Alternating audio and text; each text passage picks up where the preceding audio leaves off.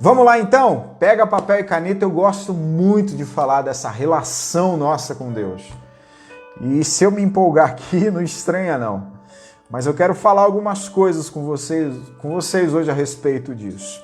A gente está falando do texto do capítulo 24 do Êxodo, tá? A qual Moisés subiu no Monte Sinai para ver a glória de Deus, e lá no Monte Sinai ele vai receber ordenanças de Deus, ele vai receber as tábuas da lei. E Deus, lá no capítulo 24 do Êxodo, estabelece alguns limites para Moisés, limites para os sacerdotes, limites para os anciãos, limites para o povo. E aí, o que é legal você saber hoje? Que esses limites não existem mais. Naquele tempo existia segregação, né? O sumo sacerdote ia até um determinado lugar, o sacerdote ia até outro, né? Os levitas iam até outro, e aí tinha os sábios, os anciãos e tinha o povo. Hoje em dia o véu do templo se rasgou e você precisa entender isso. Outra coisa que você tem que entender, nos dias de hoje, Deus quer ser encontrado, Deus quer ser buscado, Deus quer ter um encontro com você. Não existe mais limites religiosos, não existem mais limites litúrgicos que possam tirar você da presença de Deus. E quem impõe limites hoje? É você. É interessante que assim que nós entramos na pandemia, houve algo assim, uma mudança na nossa maneira de se relacionar com Deus. A ponto que algumas pessoas se perderam nesse tempo de pandemia, se esfriaram, abandonaram a igreja, saíram da igreja.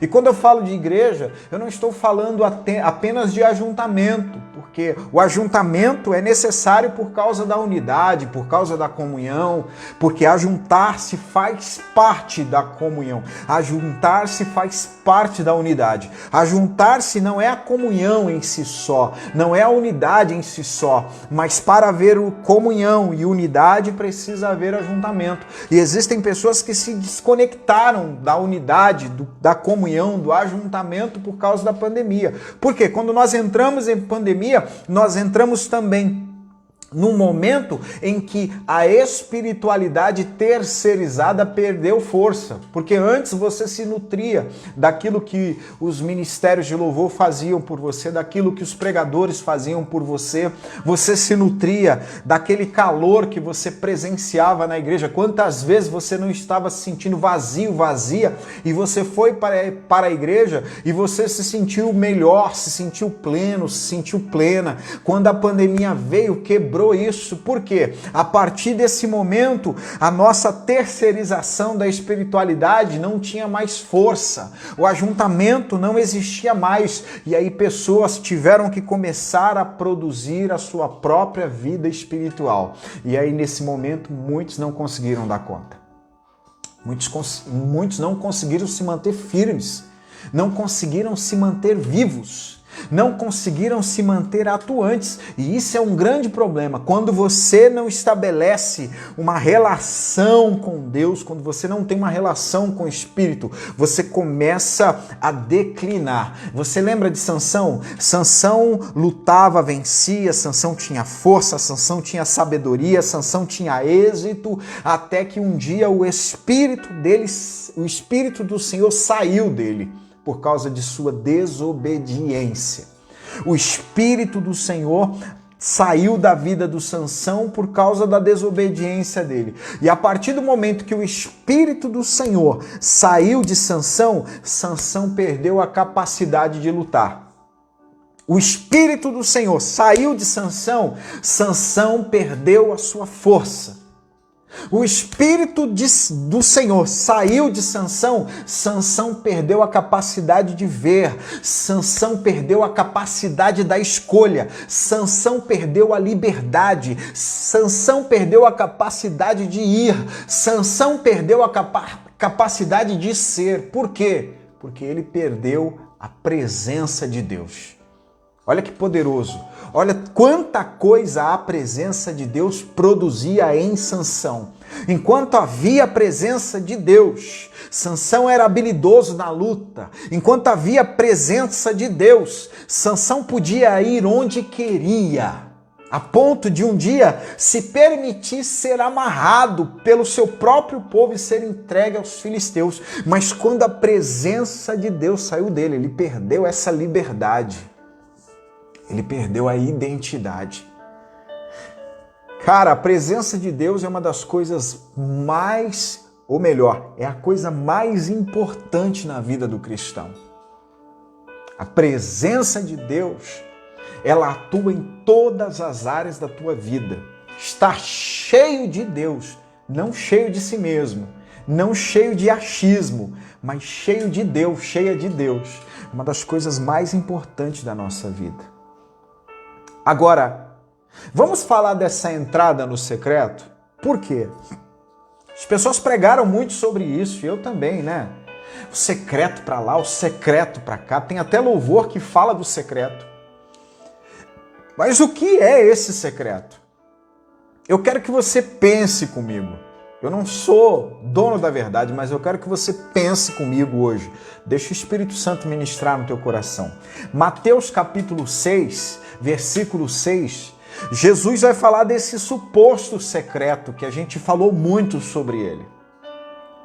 Diz assim o texto: mas quando você orar, vá para o seu quarto e feche a porta e ore a seu pai, que está no secreto. Então, o seu pai, que vê no secreto, o recompensará. O texto que Jesus está falando, ensinando, ele está falando de um lugar secreto. E ele está falando de um lugar secreto onde Deus está.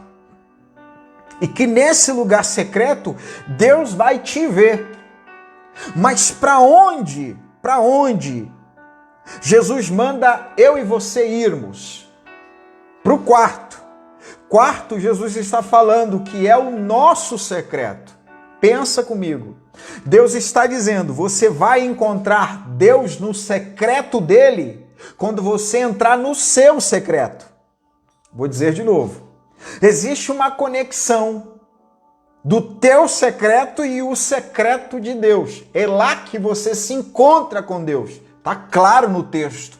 Vá para o teu quarto, fecha a porta. Significa o quê? O meu secreto. Lá no meu secreto eu vou encontrar Deus. Agora, você precisa entender uma coisa, que o quarto não é uma coisa literal. Até porque, segundo a história, a cultura e o tempo que Jesus estava dizendo essa palavra, não era normal haver portas em quartos. Não era normal haver divisórias como existem hoje. Então, quando Jesus fala desse quarto e fala dessa porta, não é apenas no sentido literal. É no sentido da vida secreta mesmo que eu e você temos. Agora pensa comigo. Todos nós temos um secreto. Não é aquele secreto que você idealizou de Deus. Deus não vai te encontrar no secreto que você idealizou de Deus. Escute isso. Todos nós temos uma vida secreta. Todos nós temos um quarto. E onde você encontra Deus? É quando você pega essa vida secreta tua e você convida Deus para entrar nela. Nessa vida secreta. E dentro dessa vida secreta é o lugar onde você vai encontrar Deus. Quando você diz para Deus assim, Senhor, eu quero que tu seja o Deus do meu secreto. Eu quero que tu seja o Deus do lugar onde nenhum olho humano pode ver. Que desafiador isso, né? Quando você traz Deus para esse lugar onde nenhum olho humano pode ver, você entra numa intimidade profunda com Deus. Quando você traz Deus para esse teu secreto e diz a Ele, Senhor, toma o teu lugar no meu secreto. Dessas coisas que ninguém vê. Você precisa entender uma coisa, Jesus ele está falando de oração. Mas quem quer viver essa vida de intimidade Essa preparação para a intimidade não está na oração em si. Essa preparação para essa vida íntima não está em orar em si mesmo, mas sim na vida que ora. É a vida que ora que comunica a intimidade. É a vida que ora que comunica esse secreto. É a sua vida que se conecta. Todos nós temos um secreto. E é nesse secreto que Deus quer encontrar você. Não é no secreto que você idealizou. Olhe para o texto, Jesus fala, entra no teu quarto, é o teu lugar secreto. É no teu lugar secreto que tu encontra o secreto de Deus. Mas o teu lugar secreto não é aquele religioso que você idealizou. O teu lugar secreto é o lugar onde ninguém te vê. Sabe aquela conversa? O que você é capaz de fazer longe dos olhos das pessoas? O que ninguém sabe sobre você que Deus sabe sobre você? É nesse lugar que você tem que dizer, Senhor, vou levantar um trono para ti aqui. Eu vou levantar um trono nesse lugar onde ninguém sabe quem eu sou. É aqui que eu vou estabelecer um trono. Quando você estabelece um trono para Deus, no teu lugar secreto, você entra no lugar secreto de Deus. Consegue entender essa palavra? Espero que sim. Por quê? Quando nós falamos dessa entrada nesse lugar secreto, quem quer se conectar em intimidade com Deus precisa se submeter, ou melhor, quem para se conectar em intimidade com Deus, se faz necessário submeter toda a tua natureza humana, você precisa submeter ela a Deus. Quando eu quero entrar em intimidade com Deus, eu preciso submeter toda a minha natureza humana a Deus. Toda a minha vontade humana a Deus. Você lembra de Mateus capítulo 21?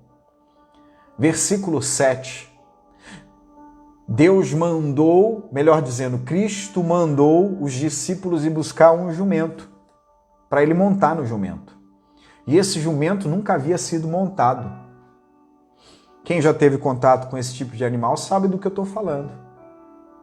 Ele dá maior trabalho para ser montado pela primeira vez, para ser domesticado para a montaria. Agora, presta atenção numa coisa. O jumentinho, quando viu Jesus, o que ele fez? Ele reconheceu que era Cristo. E o que ele fez com a natureza dele? Com a natureza animal dele? Ele deu coice? Ele relinchou? Ele se bateu?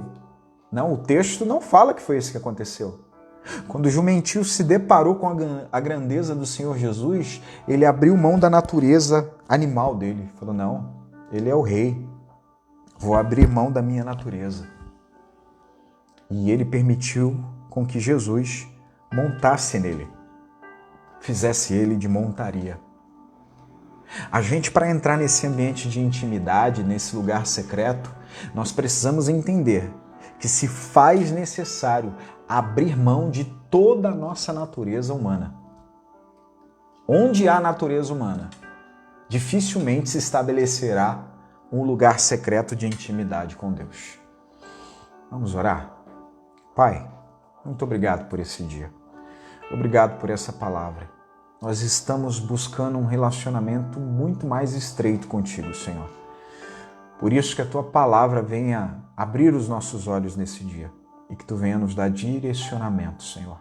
Nos conduz, ó Pai, em vitória, nos conduz em triunfo. Nos conduz em sabedoria e em santidade. E que hoje, Senhor, nós possamos ter coragem de pegar esse lugar secreto nosso e fazer e pedir a Ti que Tu venha reinar nesse lugar secreto, Senhor. Levantar um altar nesse lugar secreto nosso, Pai, para que nós possamos viver numa intimidade profunda contigo, Senhor. Em nome de Jesus. Amém. Amém? Se essa palavra falou contigo, compartilha ela aí. Abençoe a vida de outras pessoas. Nós estamos numa semana do secreto, de relacionamento com Deus. Vamos aprender a nos relacionar com Deus de maneira muito mais específica, muito mais real. E o meu desejo é que, após esses dias, você se torne um cristão melhor, que haja um efeito nessa semana na tua vida, em nome de Jesus. Eu estou indo embora, mas você já sabe, eu volto amanhã e te espero aqui para a gente passar esse tempo de intimidade com Deus. Deus abençoe sua vida, Deus abençoe sua casa, Deus abençoe sua família. E não se esqueça de se tornar uma pessoa melhor. Não se torne apenas um cristão melhor, se torne uma pessoa melhor. Sim, se torne uma pessoa melhor, porque é isso que Deus quer, é isso que Deus espera de todos nós. Grande beijo no seu coração. Se você ainda não se inscreveu no nosso canal no YouTube, se inscreve. As ministrações estão disponíveis nas plataformas de podcast. Compartilha aí com as famílias. Um grande beijo no teu coração e até amanhã. Fiquem na paz. Deus abençoe.